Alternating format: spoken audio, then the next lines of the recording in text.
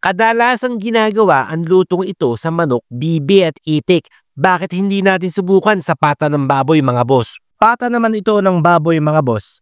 Pakukuluan lang natin na isang beses bago natin tuluyang palambutan. Asin lang muna ang ating ilalagay mga boss. Ngayon naman mga boss, pagkatapos natin mapakuluan na isang beses, tinapon ko lang yung tubig. Lalagyan natin ng isang pineapple juice mga boss. Maglalagay din tayo ng ikalawang piga ng gata mga bossing.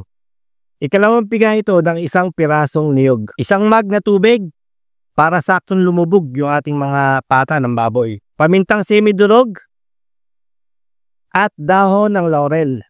At syempre mga boss, konting asin. Pakukuluan lang natin yan at papalambutan natin sa loob ng 20 minutos. Okay mga boss, pagkalipas ng 20 minutos, goods na yan. Patayin natin yung kalan at alisin natin ang pressure.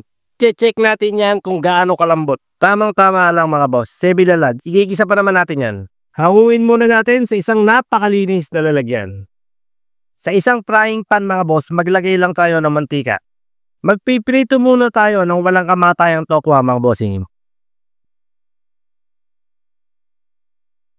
Sa isang lumang kawali mga boss, magpainit lang tayo ng mantika. Unahin na natin ang bawang ayon sa nakasanayan. Isunod naman natin ang sibuyas. Onion leeks o spring onion pwede. At syempre mga boss, panggisa natin patis. At saka natin nilagay mga boss yung ating pata ng baboy. Ibalik na natin yung kanyang pinagtakuluan. Takpan lang muna natin na ilang saglit mga bossing. Pag ganyan mga boss, kumukulo na, ilagay na natin yung ating walang kamatayang tokwa. Carrots, ilagay na rin natin mga boss. Red bell pepper o green bell pepper, pwede naman. At yung purong gata mga boss o kakang gata, ilagay na rin natin.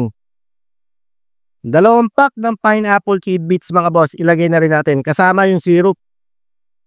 Konting pangpalasa at syempre konting asin mga boss. Yung pinakasabaw na lang o pinakasos mga bossing ating haluin dyan. At okay na nga mga boss, goods na to. Lumipas lang ang ilang minuto, ito na ang ating napakasarap at napakalupit na pininyahang pata ng baboy mga boss. Pangulam at pangpulutan, bahala ka na.